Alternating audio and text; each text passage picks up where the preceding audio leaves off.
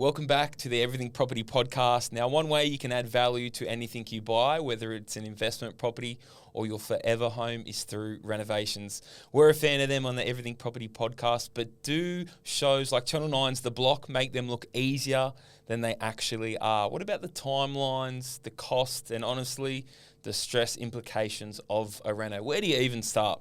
Well, today's guests, with two of her close friends, have been gracing our screens over the last 10 years with renovation content, specifically dream home renovations. They've sold over 80,000 books in the process and even had 40,000 students through their online renovator school course. Here to walk us through the last 10 years of renovation experience and to teach you, the Everything Property audience, the tips, tricks and lessons is Lana Taylor from Three Birds Renovations. Lana, welcome to the Everything Property Podcast. Oh, you did so well, David. Well done. Not too bad on the intro. Very good. Perfect. Well, look, what's incredible is 10 years of business for anything. So Three Birds Renos, over 10 years. But take me to a little bit back beforehand, your corporate career. What were you doing for everyone that doesn't know? And maybe lead us up to that day of deciding to start, or the phone call, the phone call. Yeah, really interesting. Well, you know, I certainly had no background in renovating before Three Birds. So my life was business. Did a business degree at uni, straight into Procter & Gamble in the sales department, you know, selling Vicks Vapor Rub at the local pharmacy. Did that for about 5 years and then moved to Unilever, their biggest competitor, and worked on products like Rexona, Omo laundry powder. I even had to sell Chicken Tonight, and that's tough. If you can sell Chicken Tonight and cup of soup, you're doing well. So that was sort of my corporate world for up to 15 years, was sales and marketing and business. But that can take its toll. And I think after a few board meetings and, you know, a few discussions on how to fix the pricing on Radox that was not priced correctly and that getting rejected, it just felt like, you know what? I just think I want to do something else and maybe something for myself and not working for a big company. And so I just quit that, and my boss said, "Oh, so what are you going to go and do?" Everyone always who quits has another job lined up. I said, "No, I don't have another job lined up." They're like, "Really? Oh, well, what product are you going to launch?" "I don't have a product idea." They're like, "So what are you doing?" I said, "I'm going to take a step away and then just work out what's next." And I really didn't have a plan, but I knew I had to actually quit to then come up with the next plan. And so I did that. And, you know, that was a nice little break. And I, even if you can believe it, picked up like a postie job doing letterbox dropping in my area. Oh, and you're waving to your mum. Well, yeah, I read about this. I thought, you know, hey, that's going to be, I'll be out and about, you know, getting my steps up. So feeling great, getting out of the office. And I thought, why not? And I'll see all the local mums around. Hardest job I've ever done. Collating the catalogues from the Woolworths, the Maya catalogue, the pamphlets. I had to call in my help from, you know, mum, dad and the kids to collate the pamphlets before I even got out on the street and hit the beat. And then you've got to calculate the exact right amount of pamphlets to carry around in a bag on your shoulder to get the whole street done before you run out and have to go back to your car and restock. And I couldn't get it done in a week. Was this before they had the little postie scooters and stuff? I didn't have a postie scooter, right? I was on foot. On foot, yeah, on foot. And it was so hard. I resigned after a week. They said, "You've got to do one more round. You've got to give us more notice." I said, "I can't. I'm sorry." So literally, if you can believe it, that was a complete failure. And my hats off to the posties and the people who get around and do that, because it's not easy. But it was a real sort of eye-opener for me of life post-corporate is, you know, not easy to come by, but it just gave me time to think about what to do next. Time to think, okay, and then what happened after that? You quit, you had some downtime, doing some thinking. Was there any other business ideas?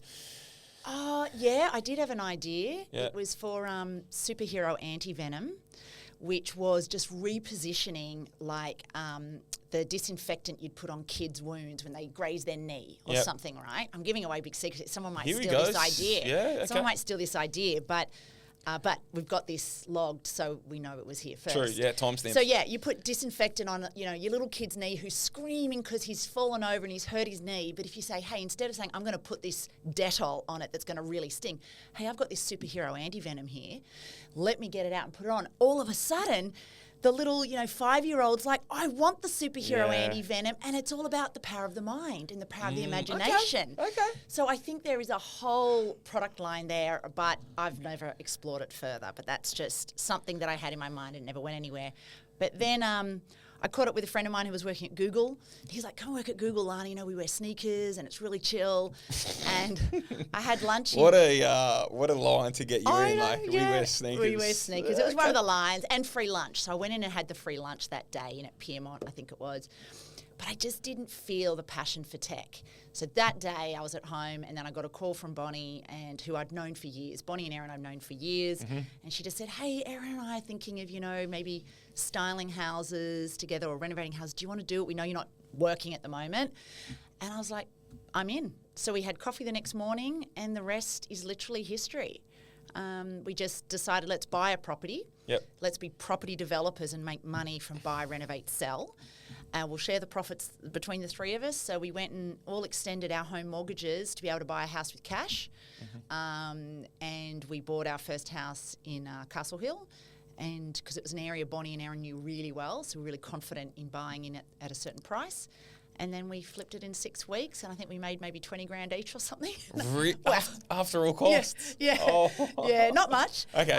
But it was a great start. And then how did you sort of start to build it from there? Was that just you guys doing that as a job, or had Three Birds evolved and that was sort of like the first project under that? No, Three Birds, the first thing we did was come up with a name, and it took us a long time to come up with Three Birds. And it was actually a guy that we knew who said, hey, what about Three Birds Renovations? And we'd had all these different ideas and none of them were good. Erin's great idea was the Renovation Company, and Bonnie and I were like, it sounds a little bit boring. Yeah, it sounds a bit dry. Could we come up with something a little more exciting, Ez? Yep. And then this great guy called Steady came up with Three Birds. And as soon as I heard it, I was like, as a marketeer, I was like, that's it. No questions. We're going with Three Birds. A nice nod to us being females, and, just had the right energy. So first thing we did was that, and I basically designed a business card. Back in the day, we had business cards. We did a photo shoot to put on the business cards. Yeah. We hadn't even bought a house. We hadn't done one thing yet, but we just definitely stepped into it as this is our business, this is what we're doing. And then we looked for properties and found the first house, I think, within a few months, and said we'll renovate it in 6 weeks, book the auction, and let's go. And you guys started doing house flips for like the first 5 houses that Three Birds have done. Well, let's run through sort of anything about the 5 that is memorable or big lessons over those first couple, because you just went sort of from property flipping and selling to, as we were saying offline, house 6 till 17 is more renovating for either clients or either any of you girls. So what was why the transition from flipping to renovating and holding? Yeah, okay. Well, I think the first thing I'd say about the flipping is we stuck to a really clear formula that we would buy and sell in the same market, meaning that we were going to do them fast. We didn't want to leave ourselves exposed to huge market fluctuations through doing long renovations. So that was part of our strategy, was just to reduce risk. We just thought we're only going to do cosmetic renos, so not major structural ones that were going to take, a year to do. That's what we do now. But back then, when it was sort of all the money on the line of buy, renovate, sell, we wanted to make sure that if we were buying at a low point in the market, well, actually, that'd be fine if it kicked up to be high by the time we got to sell. But particularly what we wanted to avoid happening was we buy, the market drops, and no matter how much value we put into it through the renovation, we weren't going to make any money or even lose money. We didn't want to do that. So we just made sure short, fast renos, which meant cosmetic renos, not major structural change. And that was great for the first 5, and we made some money. We never didn't make money, which is great for business, whatever business you're starting. To be able to make money off the bat is great. And we felt it was pretty low risk, because at the end of the day, unless you really screw up, the property, you can sell the property and at least get a refund, get your money back. Even if you make nothing, you have to really screw up short term, when you've only held the property for a short period of time, to lose money. You got to have screwed up in our mind. Capital gains tax wasn't too friendly then? Yeah, well, yeah. I mean, we certainly weren't ever considering living in the property for any period of time because that wasn't our model. But in fact, because we'd set up so clearly as a company and we were renovating as a company, this isn't personal, so there was no capital gains tax, but there's company tax. Yep. So you can't avoid tax altogether. There's no big loophole there that you're like, wow, that's how you do it. But yeah, we still paid company tax, and we just simply put that into our profit calculator when deciding what we were going to buy a property at, how much to spend on it, and what it had to sell at. We had in there all the tax implications so that we just knew exactly what we were working with. And there were no surprise costs of like, oh my God, we thought we were going to make money. Damn it. The tax man came and took it all. No, we knew all of that. How did you develop that though at the start? Did Bonnie and Erin have that renovating background, or how did you sort of put together those initial feasibility for the first couple of houses? Yeah. Like knowing, was it what we learned in house one, we just applied then to the next ones, or did someone help you out, or how did... Yeah, you definitely learn over time. With every house we learnt. But Bonnie brought renovating experience. Okay. You know, she came from a family of renovators. You know, she never actually grew up in a beautifully finished house because as soon as it was finished, they sold and she moved into the, eating out the dinner out of the garage of the next one because it was being renovated. That's like not my preference, but that's who she is. And her parents still renovate to this day. They do great properties. And her brother renovates as well. Yeah, I saw the tour you guys done of his house. That's nice. Yeah. So she came from that family. So she was really into it and had a good grasp of, what it would take. But we just spent our time in doing our research, and we also knew a lot of the agents in the area of Castle Hill, and it was an area we knew really well. So we could really have an idea on if we buy that property that looks like that and we can add on a second living space and an ensuite and indoor-outdoor living and some key things that we knew through chatting with the real estate agents would push the value up, we could then look and say, okay, we reckon it could sell for this. So you always just work backwards from what do we think it could sell for? What do we think it's going to cost to get to that? And then that's as much as we can pay for it. And then you got to do those sums before you go and buy a thing, or else you could really end up in a world of pain. And so we just did it through chatting with a lot of real estate agents we trusted and had relationships with in the area to understand what we think we could sell the property for and all the things you need to take into account. And we had accountants. We were a company at that stage, so we had accountants making sure we didn't forget how tax was going to be applied and everything like that. And then we created an Excel spreadsheet with formulas. We would just, punch in the end number of we think it could sell for this, and we think it'll cost this much to renovate based on probably a lot of Bonnie's experience there. So we can only pay, $700 for this house if we want to, make an acceptable profit. And then we just develop that from there. But really, I guess, to your question about why did you then move on from that? And it's because what we soon discovered is that what everyone was interested in, because we started to share it on Instagram, all the mums at the school gates when we were picking up, each of us, Bonnie, Erin and I, each had a child start kindergarten in the first year of our business. Just what you want, right? A kindergarten kid and a new business. So we all had two babies. We had our kindergarten baby and we had our business baby. But it meant we all did in school pick up at 3:00. We all worked those sort of hours. And at the school gates, when all the mums would say, what are you doing now, Lana? You left your big corporate marketing job. I said, I'm renovating houses with my two best friends. They said, you're living the dream. I said, am I? Wow. And so then it became really apparent that people like us, women like us, loved what we were doing. I think they were inspired by, leaving your corporate job behind, working with your besties in real estate and renovating, which Australians love. Right? Yeah, everyone loves it before and after. We love it. And kind of maybe stepping into what's, very much dominated by men, tradies, builders is more of a man's world. And then they saw the beautiful pictures we posted after House 1 and House 2, and they just said, wow, we just love what you're doing. So our organic following on Instagram started to grow. And then from there, we had suppliers knocking on our door, hey, can I throw you some free paint? Can you use our products? Can you use this furniture? So before you knew it, it became a real brand opportunity where then my marketing background all of a sudden became super relevant. So then I could see comfortably, wow, this is the best brand I've ever worked on. There's more brand love for what Three Birds is doing than any of these amazing global brands I've worked on before. And that was really exciting. And then we realized it's all about the content we output. So we don't have to own the property. We just need to create content that we can share to inspire and educate others. So then it didn't matter about owning. In fact, that slowed us down. How many properties could we afford to own at any one time? Not many. But if we're doing other people's properties or properties we own already, they're ready to go. We don't have to wait for settlement. We don't have to wait for getting the money in our account. We don't have to go and find the new one. So it just opened up the avenue to make more content by not having to actually own the property ourselves. Interesting. Okay. Talk to me about House 6. So that was the best house. That was the first. That was the first house that essentially you didn't have to purchase, right? That was the renovation. Was already purchased by my now husband many years before I met him. It was a very good purchase by him. So that's my family home, and we lived in it for 15 years before renovating it. And that was great because I knew everything that was wrong with that property. It was, it had separate living quarters downstairs. It was just absolutely not conducive to a family environment. It was dark. It was dingy. It just was not enjoyable to live in. So after we'd done House 3 in Beecroft, was a great house in Beecroft, we did this void next to the staircase. That was just the design we did. And I looked and I thought, that is so cool, because when you're coming down the stairs, you look over a void and it makes it feel really open, and it's a great way to connect levels.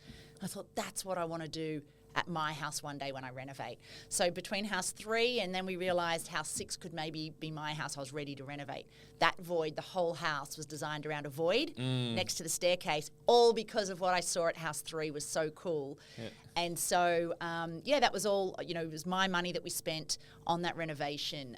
But to this day, it's my favourite Three Birds house we've ever done. Yeah. Because I really put the effort into making sure it's how I wanted to live.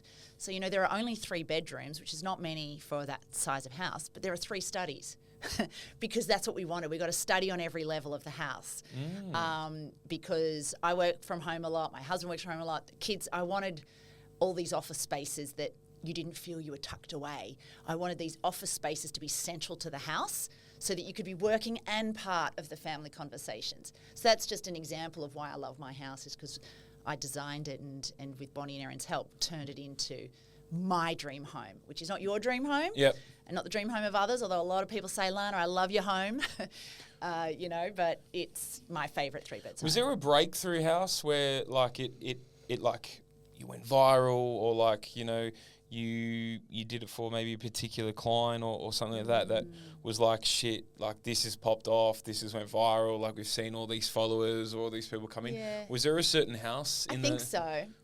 What house is that? It was house number 8, which was Bonnie's modern coastal barn. That style, the big white clad, single level, built on, some acreage.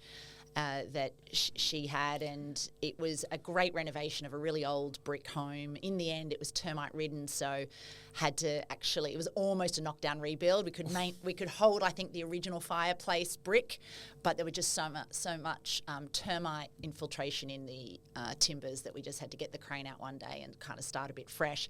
But what everyone loved about that home, I think, was it was so light, bright, white, coastal. And I remember now the theme of that house, because she was out in the hills in the suburb of Glenhaven, but she wanted to feel like she was on the coast, but she's nowhere near the coast. She's 25 kilometres away, right? A bit of a trek. But what we wanted to show our audience is that you can create a coastal feel even if you're nowhere near the coast. Because who doesn't want a coastal feel? It makes you feel good, makes you feel like you're on holidays. And so that was the first house where we really doubled down on that idea of showing that you don't need to live near the coast to get a coastal feel. So that meant the weatherboard we used, the amount of natural light we got into the house, the gable roof line, the central pool where the house all the rooms had their water view of a pool, right? And a lot of Australians, we got the highest pool per capita ownership in the world, along with pet ownership, highest pet ownership per capita, and there was something 69% else. of households. Oh, there you own go. a pet, yeah. And so a lot of people have a pool, and that can be your water view, and that's a real different mindset to, buying near the water, which is it can be really unaffordable. But people can afford a pool. A lot of people can, or they've bought a house with a pool. That's your water view. So Bonnie's house did that really nicely. And I remember there's a big a guy in the US called James Charles. I'm sure you're not aware of him.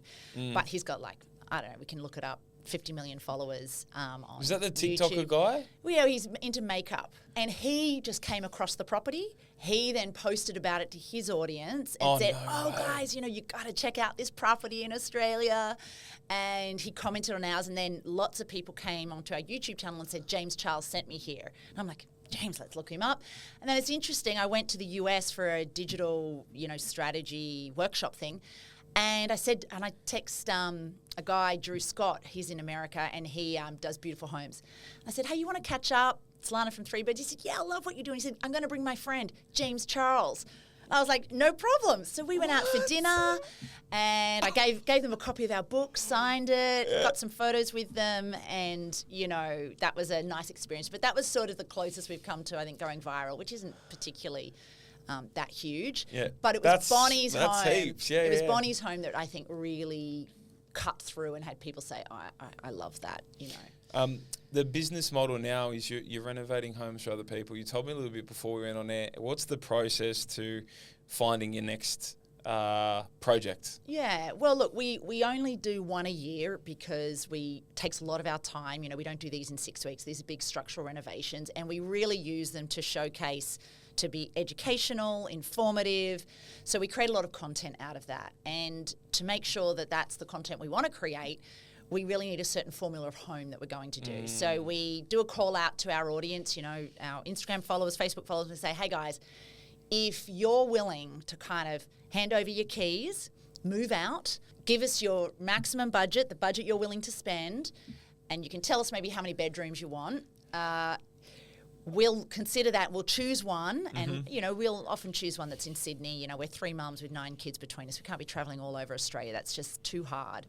So we'll choose a property that we think we can really transform, do a really good job on it, turn it into their dream home. But the people who have put their homes forward, they're going to have really no say in how it looks. They don't get to say, I'd like a splashback like this, and I was hoping to have a marble bench top. Do they give you like a theme? Like no theme. Coastal? No. You just run with it. Well, I think the people that Jeez, apply, Yeah. they often say, I have no idea, I don't know what I want, but I love everything you do. They often say, I've seen all your homes, I'd love any of them. Could you do something like that with my home? And I do think there's a certain aesthetic that comes with Three Birds where it's often, light, bright, makes you feel like you're on holidays, very family oriented, great indoor-outdoor connection. So those people that put their home forward, I think they feel pretty confident that we're going to do a better job than they could.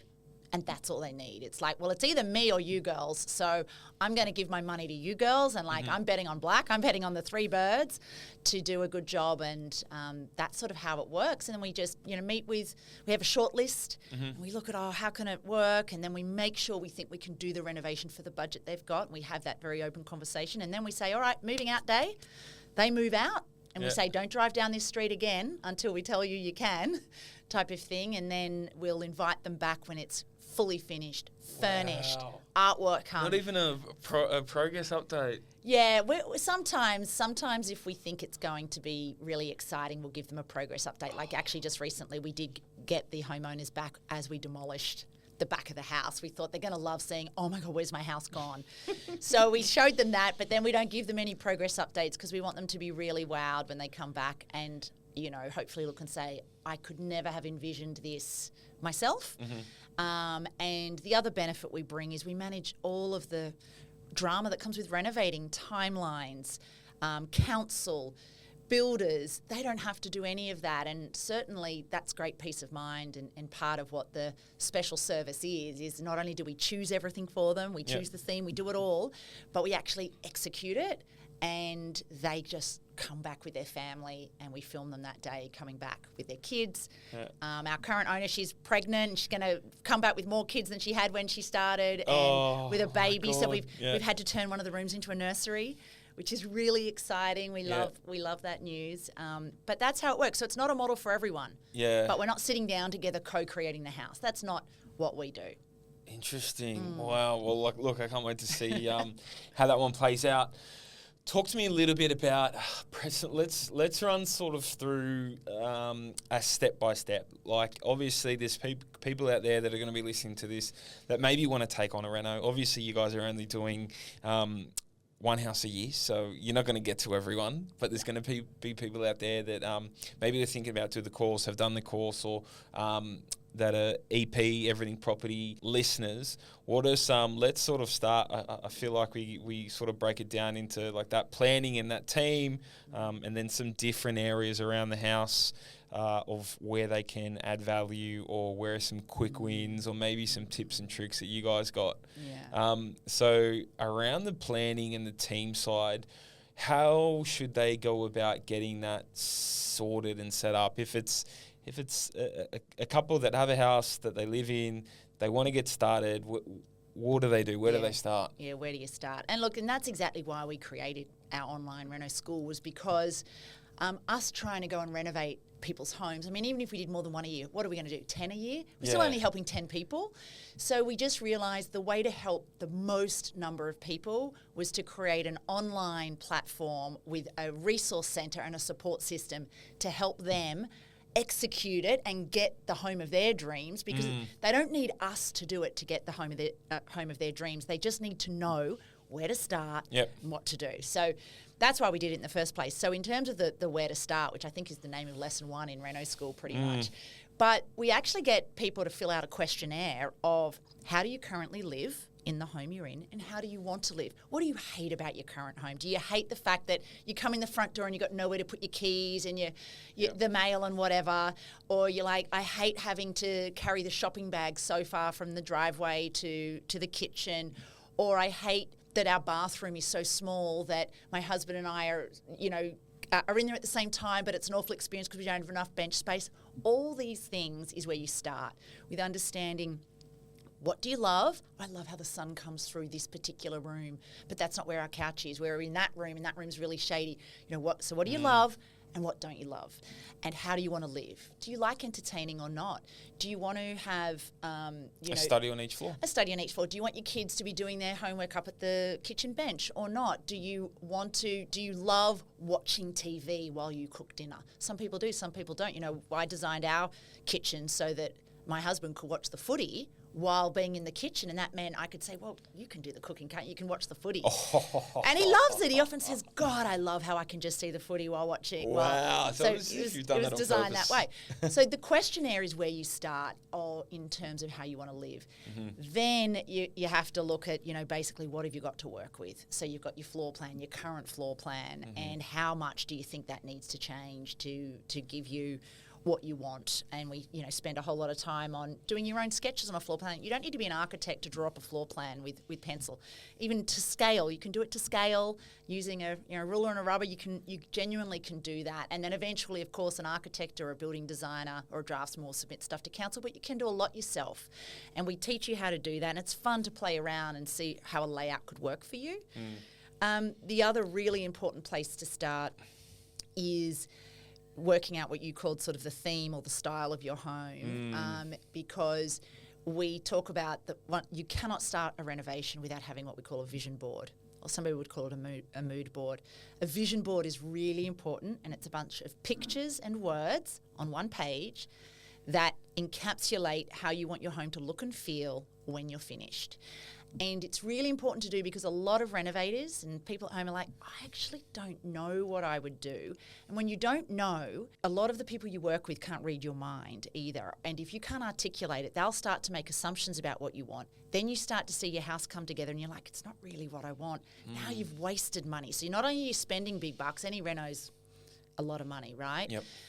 Even $1,000 is a lot of money, right? So if you're not getting what you wanted, that's disastrous. And so our whole job and the whole purpose of Reno School is to make sure you are happy with what you spent your money on. And the only way to be happy with what you spent your money on is to go through a really clear process so you don't leave any stone unturned, and creating a vision board of what you want your home to look and feel like. And a lot of people are like, I don't know how to do that. That's right. We have a full lesson that helps you how to do it, helps you learn how to do that.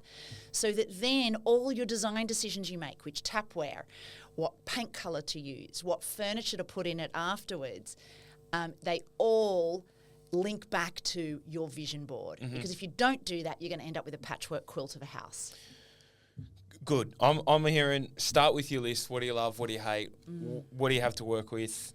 vision board. Do you have any tips or tricks or hacks, sort of, if we look at like bedrooms, for example? Is there anything in there that misconceptions or anything that people often forget, or heaps of mistakes that you see made in sort of bedrooms or anything like that? Let's start in the bedroom. Okay, probably the first thing I'd say, and we certainly learnt this when we were flipping our first 5 houses, was really put your effort into the main bedroom. Formerly called the master suite. We don't call it that anymore. The main bedroom, the primary bedroom, the parents' retreat, whatever you want to call it.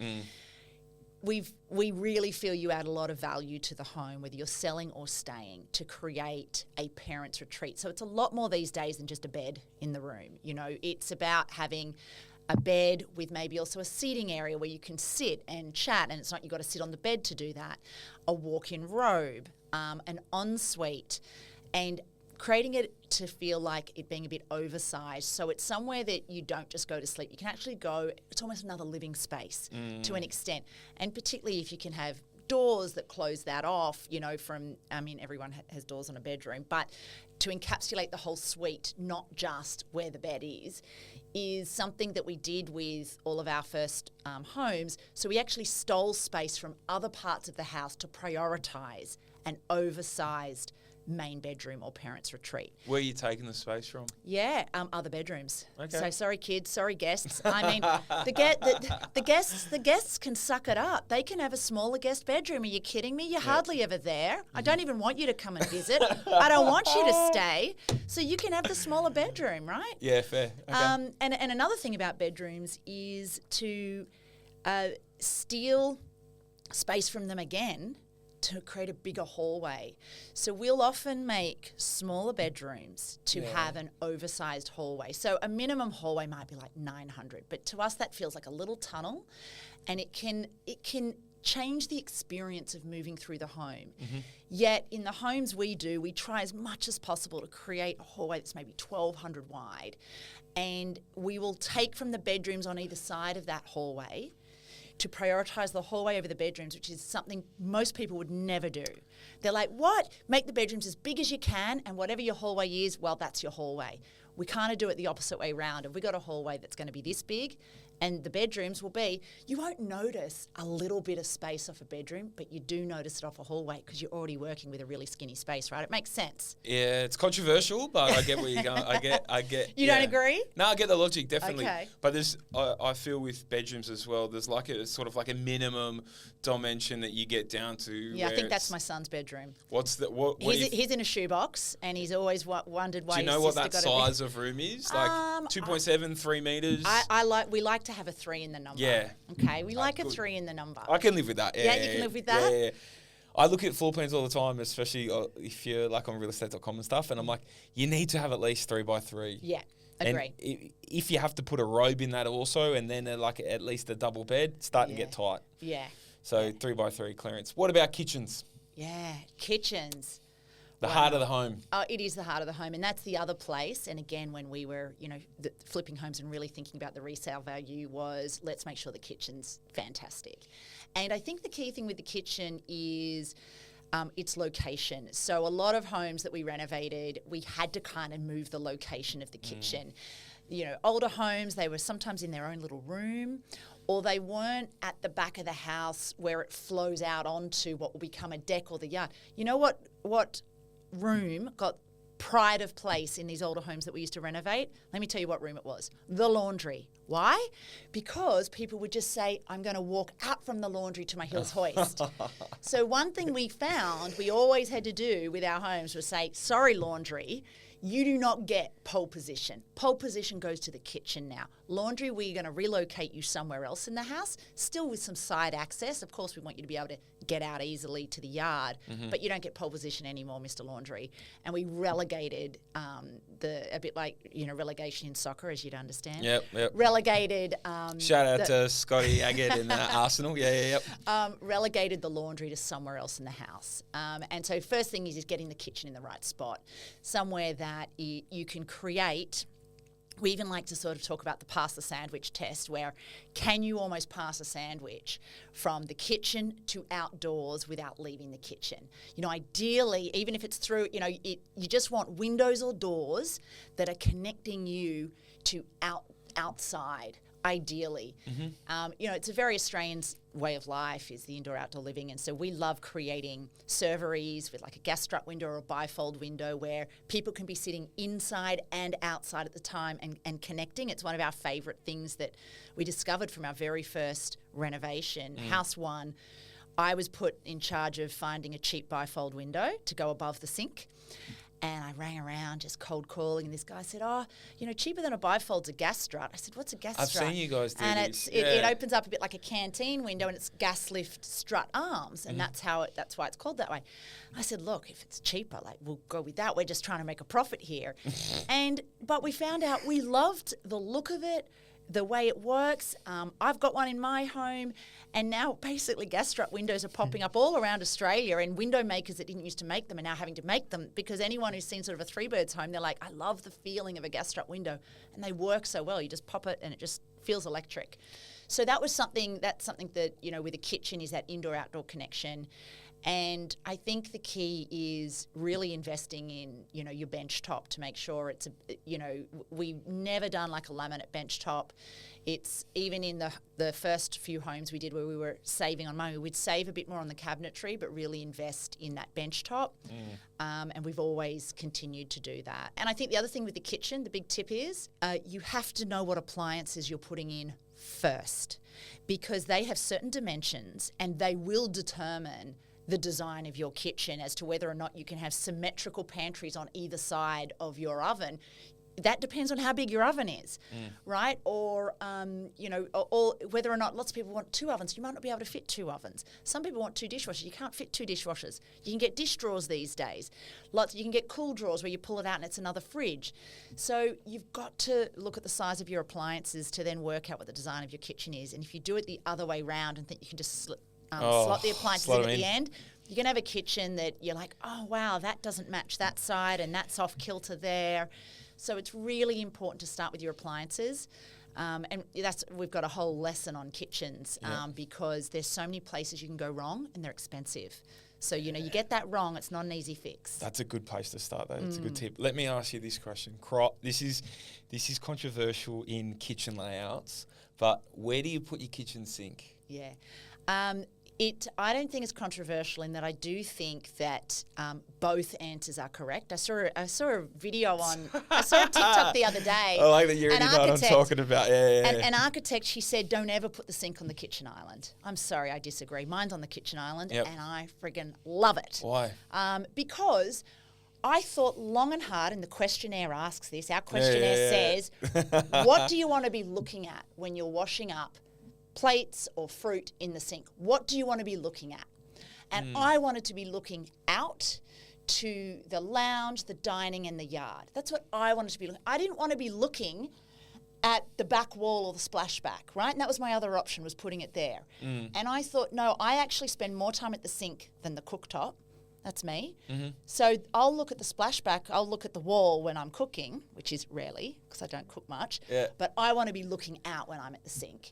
And for me, that meant it's going on the island. And I've had no regrets. What else am I using the island for? Entertaining, food. I don't like to entertain.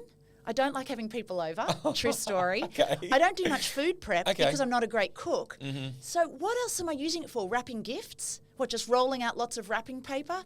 That would be a wasted use of my island. What about a dishwasher for those dishes instead of doing them in the sink? Yeah, you can put them in the dishwasher, take them away. Yeah. No, we definitely have a dishwasher, and I'm not manually washing up dishes, but I store the dishes in the sink first for the cleaning up after the dinner. That, you know, my husband's a great cook. Store it there, and then eventually get around to packing it.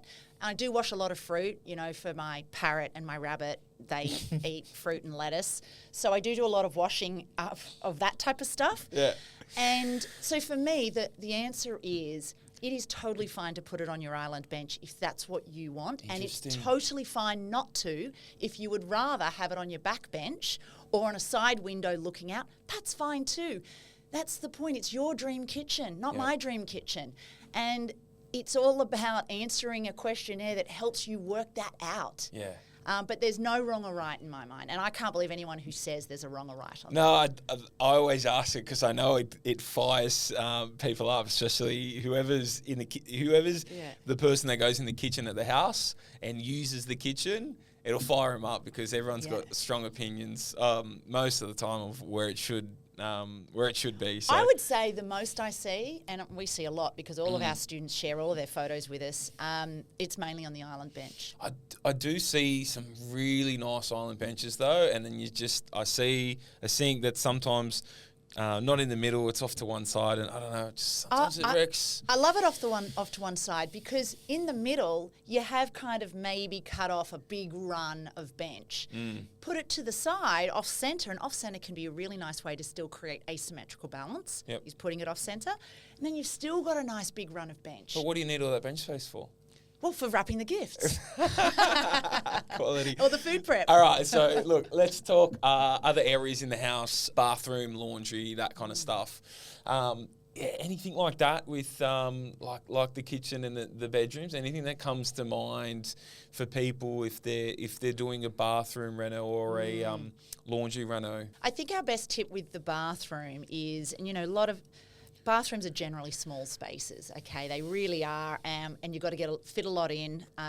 They add a lot of value to the home with the bathroom, but they can be really beautiful as well. So it's a real challenge to get the looks great and works well combining, and sometimes those can pull against each other.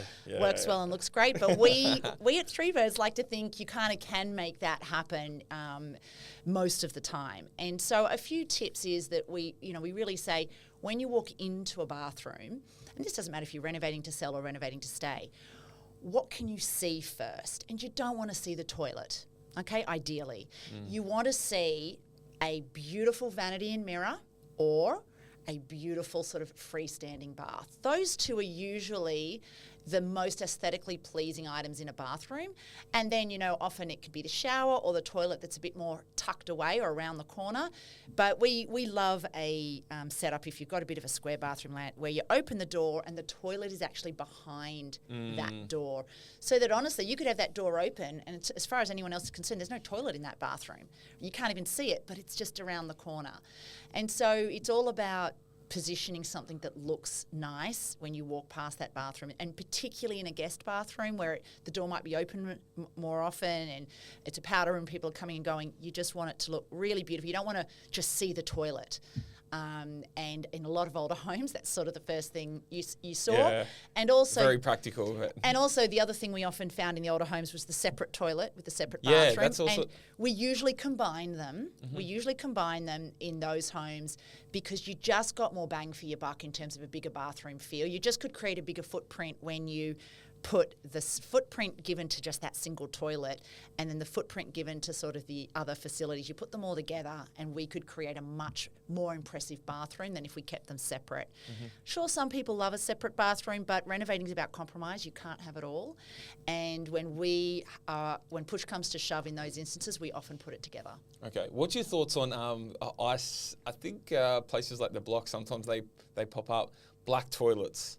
No way. There's just no place Yeah, for a okay. black toilet. Okay. Or a stainless steel toilet. Then it feels like a urinal. I haven't seen stainless steel. Yeah. I've seen black because black fixtures and fittings are very popular if it's like a monochromatic industrial sort of look and we feel. love black fixtures and fittings, just not the black toilet. Yeah, okay. Just don't think that's nice. No, I just thought I'd throw But if that's your dream home and your dream toilet, Yep. that's okay, but you'll never see one in a Three Birds home.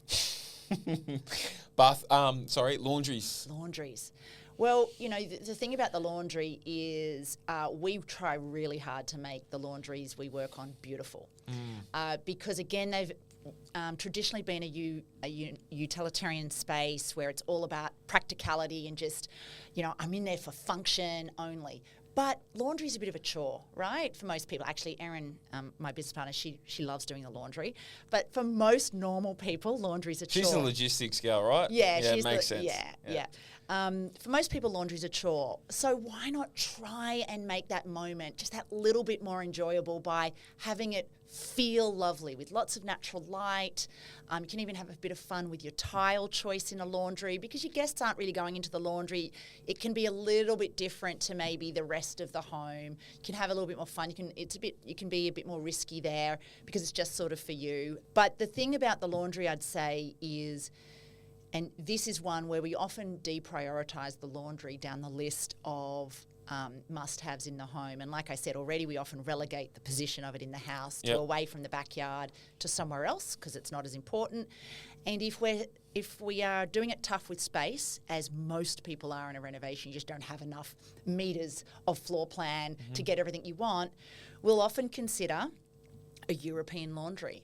Even though we're in Australia, the Euro laundry, so, sort of the stacked behind a cupboard, we will often look at doing that because we've prioritised giving something else in the house that space, a bit more space. And then often might post a picture on that and people go, oh my God, why'd you do that? No bench space. Yeah, and it's like, and we'll still include some bench space, but it's nothing like a big laundry. And we're like, yeah, but we did that, but that meant we also got now a butler's pantry as well. Or that meant we now were able to put in a study when otherwise we couldn't. Or that meant now the lounge room was just that little bit more livable, and we prioritise maybe the living room over the laundry. So the laundry does end up getting a bit of a raw deal sometimes, but we've loved every laundry we've ever designed, and that includes ones that just sit behind cupboard doors.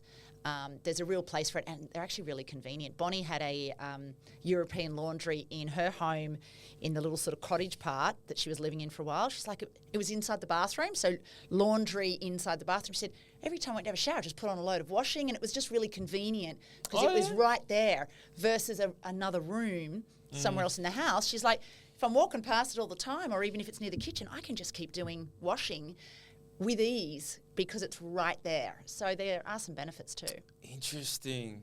Yeah, okay, because I was going to ask you, sometimes two-story houses, that bottom level with the toilet, that's sometimes a separate room. Sometimes I see it moved in with the laundry and stuff, so I was going to see what your preference was. But really it's just going to be about what that person wants, right? It's the questionnaire. How do you want to live? How do you want to do Comes laundry? back to that. How important is laundry to you? How many loads of laundry are you doing a week? How far do you want to walk to get to the clothesline? How much do you use a dryer? How much do you not?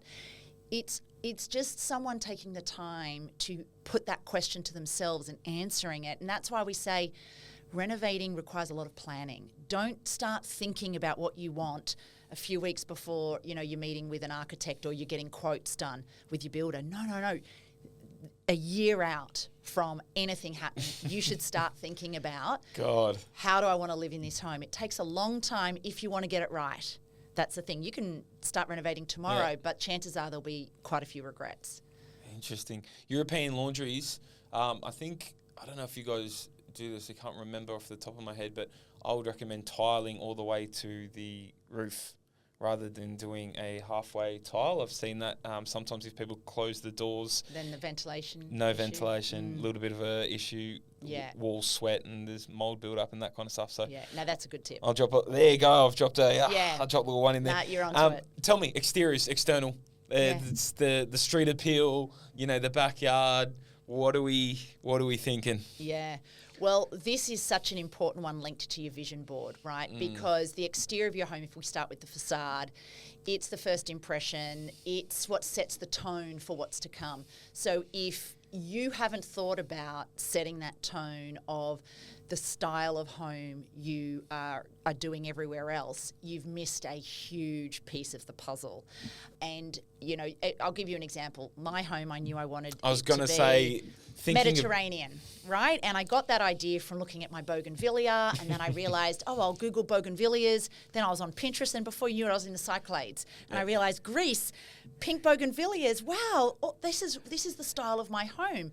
So I then doubled down on that and worked really hard to create a facade that was in keeping with that sort of Mediterranean theme. And so I did like crazy paved driveway inspired by Greece. I put shutters on the windows that you'll see in those types of homes. And I know I did a good job of that because particularly during COVID when everyone was getting home delivery, right, online parcels getting dropped at the door, someone would buzz on the door and I'd say, hello, and he'd say, oh, delivery. I'd say, I'll just leave it at the door. And then he'd say, hey, by the way, I feel like I'm in Greece.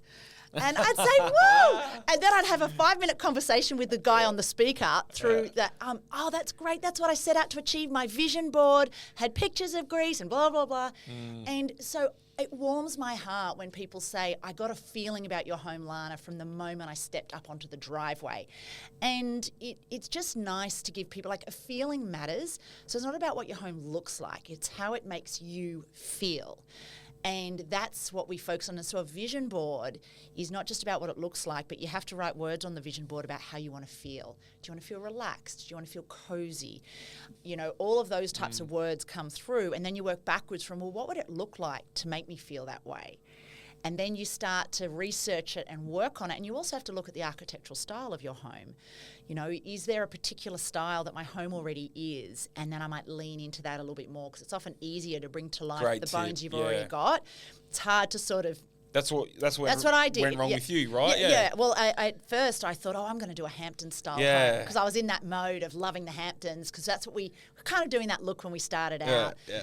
And so I just painted my house a Hamptons colour, and I was like, that doesn't really look great. But I hadn't discovered yet this idea of a vision board. And then all the pieces came together, and I realised actually my home was Tuscan orange, which is the render colour you see everywhere in Europe. I just missed all the cues. Yeah. No one was telling me, look for all the signals and the secrets that your house is telling you of this is my heritage, this is my DNA.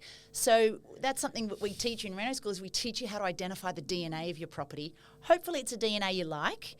And some properties, let's be real, are just so butt rough ugly, they don't have DNA, right? But you know what? That's cool. Yeah. That's cool. You got a blank canvas to work with.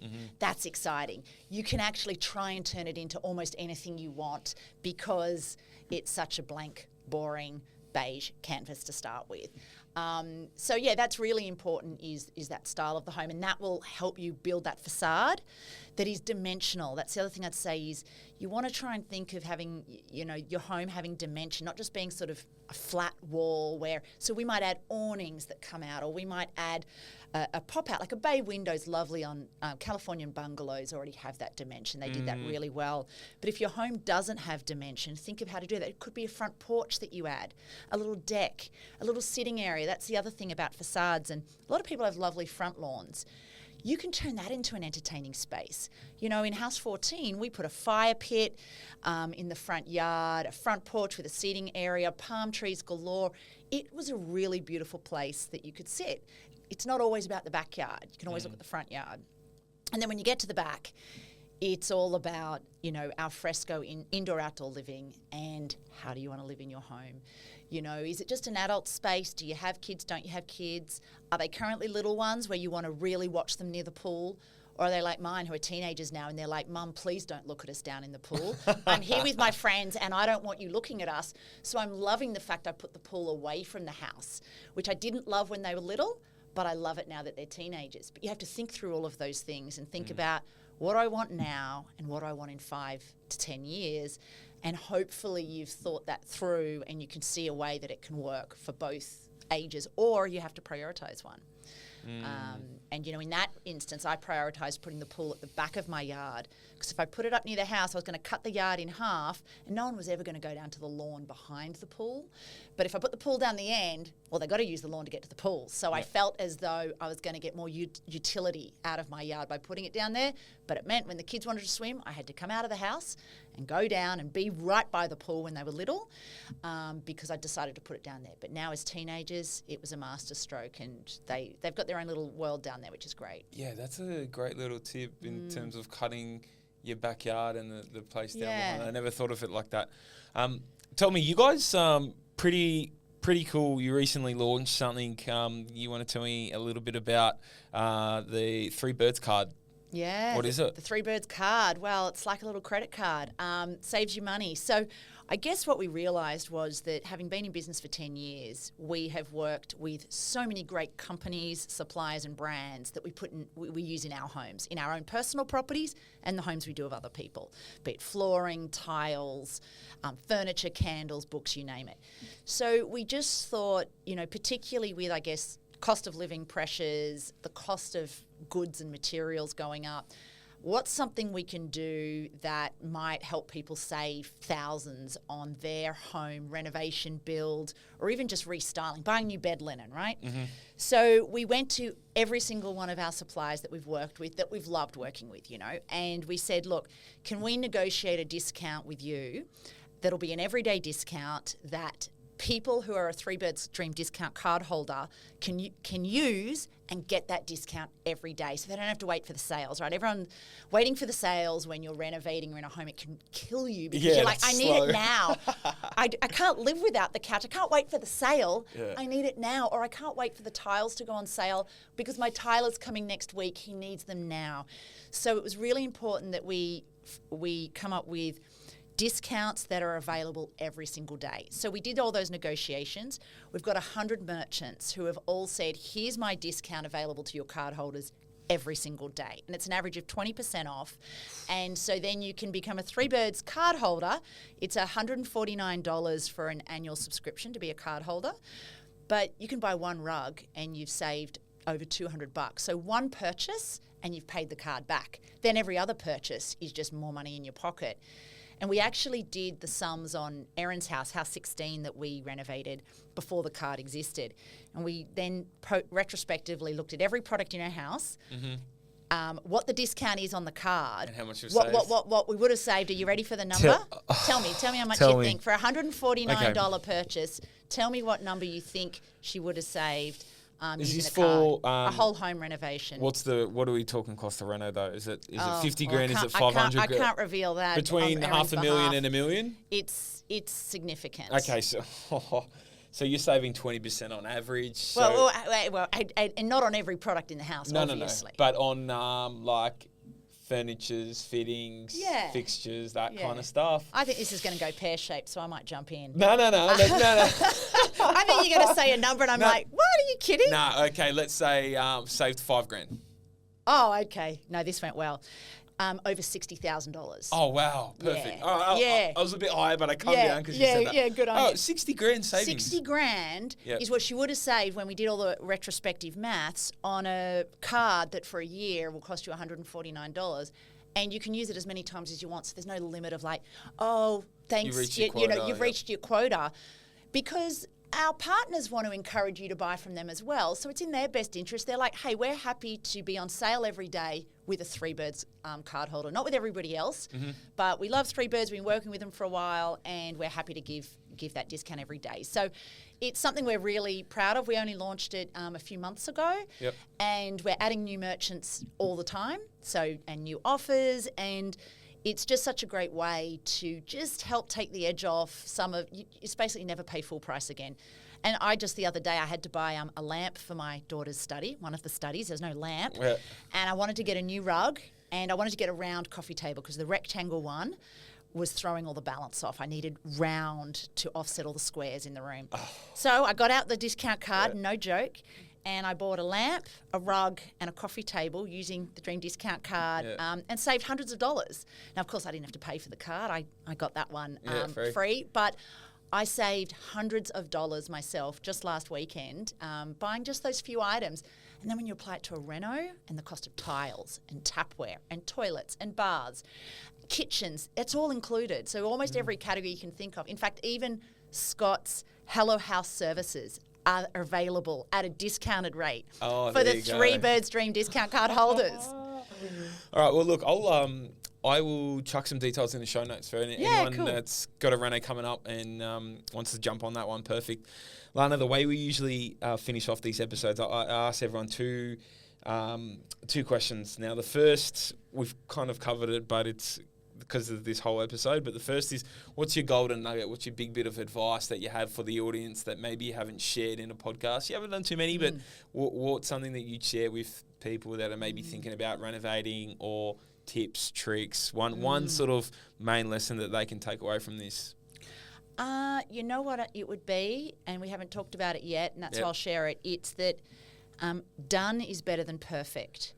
So don't seek perfection with your renovation planning and your actual renovation or build, because if you seek perfection, you'll never ever feel you're ready to go and be perfect. And so you'll just never do it. So there's a lot of people who are just won't go and do it because they're like, it's too scary, it's too hard, and I want it to be perfect. Done is better than perfect, right? Just get it done. And in that same vein, better is better. I see a lot of people who wait till they're about to put their house on the market to renovate it and do it up. Then they never get to enjoy it, right? That's such a shame. True. So you're still going to get the value back when you eventually sell it, but why don't you just do it now so you can also enjoy it? If you can afford to, do it for yourself as well, not just for the moment you put a house on the market. And by the time you get to doing that, you'll get that the value will be there anyway for all the improvements you've made.